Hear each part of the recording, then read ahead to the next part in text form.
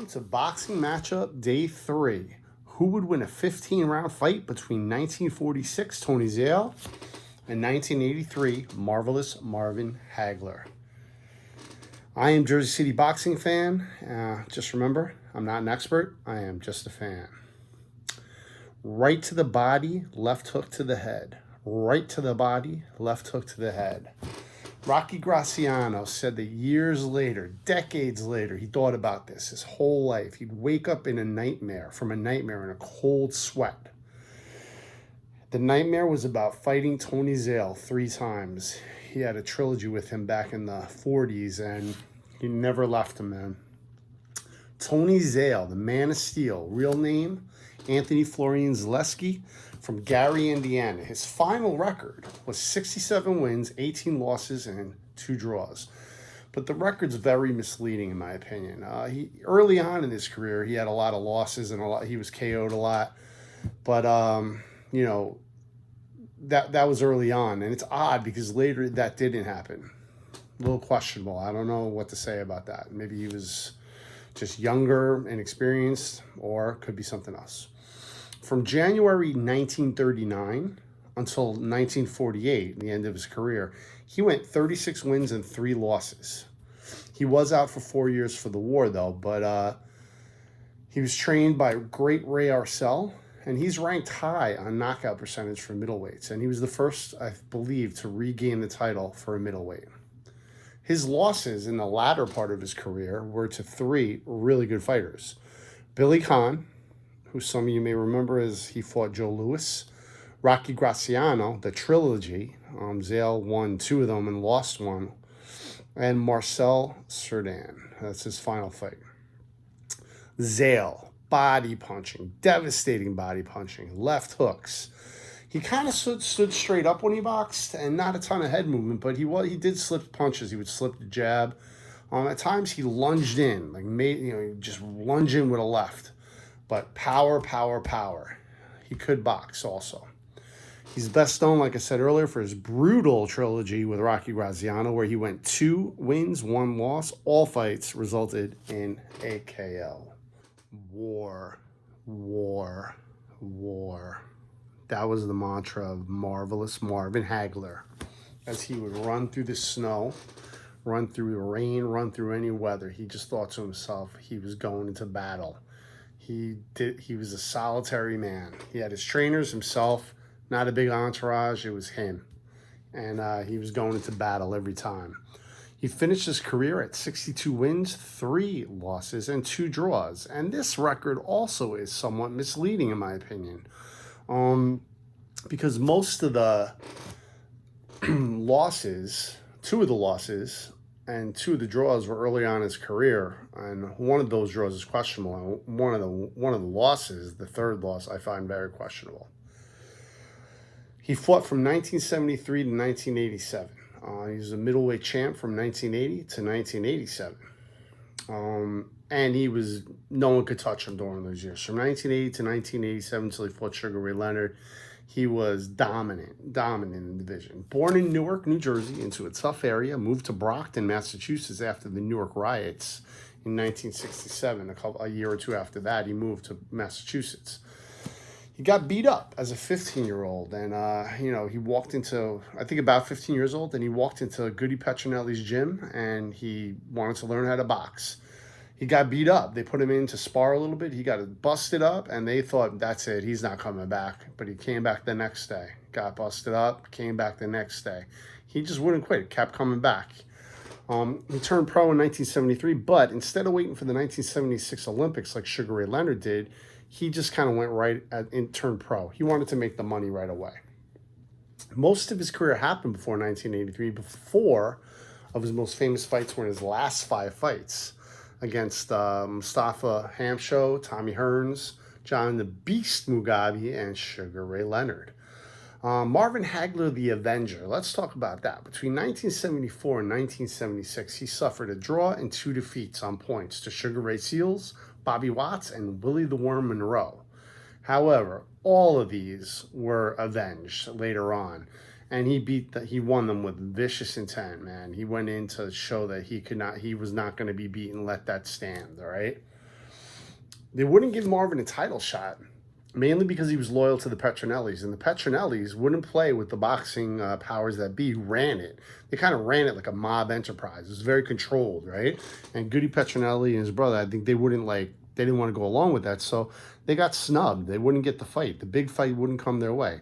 Finally, and this is strange, Tip O'Neill, who was a politician from, I think, Boston, and Ted Kennedy wrote Bob Arum a letter basically saying, yo, if you don't give Marvin Hagler a shot at the title, we're going to have a congressional hearing into boxing corruption. Needless to say, Bob Arum obliged, and he got his title shot against Antifermo. Hagler felt disrespected during his whole championship reign by the media, by the boxing powers that be. He just had a chip on his shoulder. He felt he was being disrespected. He didn't want to let anything go to the judges. He wanted to handle things himself. However, I mean, it's strange because in the end, he goes down as one of the best middleweights ever. He's one of my favorite fighters. I mean, Marvin Hagler, I don't think in his prime anyone beats him. I just think he's that dominant a fighter. His first title shot was against Vito Antifermo, and it was a draw, a controversial draw. Mills Lane, the ref, actually told Hagler after the fight, he was like, listen, when they announced that you won, we'll face this way. So Mills Lane thought he won the fight, and when it came out that it was a draw, he was shocked. So was there a lot of other people. 1980, he gets another shot at the title in England. He has to go to England. If I'm not mistaken, it's at Wembley Stadium, and against the British fighter Alan Minter. It was Hagler busted him up. He's like bloody. Minter came out. Minter gave a good show. He tried to come at Hagler, but Hagler busted him up. Bloody, cut. It was bad. Before the fight, Alan Minter actually said, I'm not going to let no black man take my title. He later, I don't know if apologized, but said he was told to say it. So he says he didn't feel that way. But, oh, man, I'm sure that riled Hagler up. After he wins the fight, they stop it on cuts. The doctor, I think, told the ref to stop it. A riot ensues. Bottles, cans, everything gets thrown into the ring. Hagler has to duck down and ditch out of the ring before they could even announce that he won. Sad. 1981, he has a rematch with Antifermo, and the corner stops it in the fourth. He was dominant. Now, the last fight we're going to talk about before I move on to the fight between Zale and Hagler is at the end of 1983, Roberto Duran. He fights Marvelous Marvin Hagler. Duran, one of my favorite boxers ever also. Best lightweight ever, I think. And they face each other. And, realize this is later in Duran's career. I mean, Duran started fighting, I think, in like 1968 or something like that. Now it's like 1983. But Duran was still tough and a good fighter. So when it ended, it was a close fight. It definitely was a close fight. One judge had it Hagler winning by 2 points, and then the other two judges had it Hagler winning by 1 point. I judged it, and recently, just last week, or this week even, and I judged it as tied going into the last round. So it was like, I think I forget what the scores were, but it was tied going into the 15th round. And I gave Hagler the 15th, so I think Hagler won it. But it's a weird fight because I feel like as though the close rounds went to Duran. So it was kind of close rounds, but they tended to go a little bit toward Duran. But the dominant rounds that Hagler won were for Hagler. So it kind of felt like Hagler won more than the points showed. Here's my take on the fight. Marvin Hagler comes out going forward and receives a Zale body shot and a left hook. But Marvin's not deterred by that. He keeps coming forward, but Zale keeps getting to the right to the body, left to the head. After a few of them, Marvin shook a little bit. Not ridiculously shook enough. That keeps going on. Zale wins the first round pretty easily. Hagler goes into the corner. Goody Petronelli tells him, listen, you need to box, son. You don't need to brawl. Box this guy. You got good boxing skills. That's what you need to do. Strangely, that was the thing that might have hurt him in the Sugar Ray Leonard fight later in his life. Hagler boxes. He wins rounds 2-8, shifting between lefty and righty stances, but he takes a lot of body punches along the way, and Zale could punch to the body. Digging in there. Hagler around the 9th round starts to tire, and he's a little bit less mobile. He starts kind of like going slower, not able to put on the attack that he was given before. Starts taking punches to the body and to the head. In the 12th round, Zale is the first person to truly knock Hagler down toward the end of the round. A real knockdown, and he was hurt. So Hagler gets up though. Gets up quick, glares at Zale with this look like, you ain't getting me. But Hagler is cut, and he's bleeding pretty bad over his eye. Zale knows that Hagler's pissed now. Hagler goes into the corner. Goody Petronelli tells him, look, you know, you're pretty much probably winning this fight, but Hagler didn't want to leave it to the judges ever. And now that his eye's bleeding all over his face, Hagler's like, look, I need to take care of this now. Hagler comes out in the 13th and unleashes a flurry of furious punching. Hurts Zale. Zale loses by TKO. So that's how I think the fight went. A little afterthought on Zale, Tony Zale. He had those 3 wars with Rocky Graziano, but you could look on YouTube and you can find clips of the 2 of them later in life on, say, like, I forget what show it is, maybe like Merv Griffin or some kind of shows, some TV shows, maybe it was a boxing show where they're hanging out, they're talking, they're joking with each other. And even just by how they interact, you almost feel like as though Rocky knew that Zale had his number, you know? Like Rocky was really, Rocky's a tough kid from New York, and but he kind of knew, I think, Zale had his number. And apparently Tony Zale was a really good guy. That's what people say about him. Now Hagler is at the end of his career, coming to the end of his career, and he even feels like he's winding down. And, you know, I haven't said this yet. His whole career, from like when he won the middleweight title, he wants to fight Sugar Ray Leonard. That's the big money fight. That was the other name out there that was, you know, Sugar Ray was like considered one of the best ever, right? Hagler wanted to fight him. Sugar Ray wouldn't. He waited. Leonard got hurt. He even had a press conference once where he invited Hagler, and Hagler thought, oh, wow, he's going to actually, you know, announce our fight, and he's going to fight me. And then he just kind of like said, we're never going to fight. It was like he would tease him. And Hagler wanted this fight while he was in his prime. But Sugar Ray wouldn't do it. Hagler keeps boxing different people. And then finally, Hagler fights John the Beast Mugabe, who's undefeated, I believe, and he fights Hagler, and you know, he hurt Hagler a lot. Hagler came out of that fight, I feel, not the same person. Hagler won it, though, but it took a lot out of him. And I feel like mentally, physically, Hagler may not have been where he was a few years before. Sugar Ray Leonard, really smart, such a smart dude, says, I want to fight Hagler now. So he waited the whole time until he saw that Hagler was maybe on the decline a little bit. Then he jumps in. Now, the Sugar Ray Hagler fight, and people are going to disagree with me on this. I know that. It was a box. You have Hagler, the boxer puncher, and you have Leonard, the boxer. Look, I scored it about a year ago. I didn't score it before this video, but about a year ago, I scored it, and I thought Hagler won a close fight. I thought it was close, so I get it.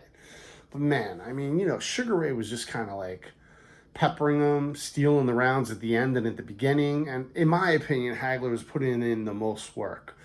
That's probably for another video, but I do believe that Hagler won that fight. You know, but I know there's people that say no. Anyway, the worst part is that, you know, so Leonard wins. Leonard gets the win over Hagler, and Hagler was shocked. He thought he beat Sugar Ray. But then Hagler says, listen, I want a rematch. You know, I think you owe me a rematch. What does Leonard do? Nah, I'm retired. I'm not fighting again. That's it. Hagler waits around a while. Then finally, when it looks like Leonard's not going to fight him for real, Hagler retires, moves to Italy, lives there for like the rest of his life, I'm pretty sure. I think he's still there making movies and just disappeared. What do you think Sugar Ray Leonard does after that? After Hagler retires, moves to Italy, does all that, Leonard says, you know what? I think I want to box again. Comes out and fights like Donnie Lalonde, a third fight with DURAN, a third fight with Hearns. It doesn't look too cool for him, man. I feel like he just kind of like swooped in at the right spot, took it, and then just dipped. Maybe he's smart. Who knows? All right. Finally, these videos are getting longer and longer as it goes. The Jersey City connection. So I couldn't find much for Marvelous Marvin Hagler, other than that he lived in Newark as a kid. if he went to New York at any point, he probably traveled through Jersey City. So I assume that he was in Jersey City. Let's just say Hagler was through Jersey City a bunch of times, but I don't know. For Zale, we have a really good Jersey City connection. His last fight, the last fight of his career, was against Marcel Cerdan. I think he was from Morocco, but he was French, at Roosevelt Stadium. 1948, it was considered fight of the year, and it was stopped after the 11th round. After Zale slumped down on the ring, the ref helped him to the corner, and it was stopped. That was on a Tuesday night. Weird. Tuesday night, September 21st, 1948. Roosevelt Stadium was this cool old... It was still around when I was a kid, up until like maybe when I was 20, around 1990, I'm assuming. Maybe in the 90s. I'm not sure. They knocked it down, and it was this big old stadium. They had baseball there. Jackie Robinson played some games there. They had concerts, like the Grateful Dead played there. And eventually they knocked it down. I'm pretty sure it's like luxury housing now. I think Society Hill is there. But what a shame, man. What a great place. It should have been an historic site, in my opinion. All right, lastly, I got this book. Pretty cool. I hope it's not backwards when it shows the video. Jersey Boy. It's a book about Frankie DePaula, a great boxer who from Jersey City who actually was murdered in around 1970. Another cool book about Jersey City, The Meadowlands. This deals with, it's written by Robert Sullivan and deals with all stuff in the Meadowlands and environmentalism and all that. And another book, I don't know why I'm showing books in this boxing video, is The Short and Tragic Life of Robert Peace. Sad story. All right. Remember, I'm Jersey City boxing fan. I'm not an expert. I'm just a fan. Thanks for watching my videos. Please subscribe. And look, this is getting me through quarantine, man. I like having something to do, and editing the videos takes a lot of time, even though it's pretty primitive. So thanks for anyone that watches.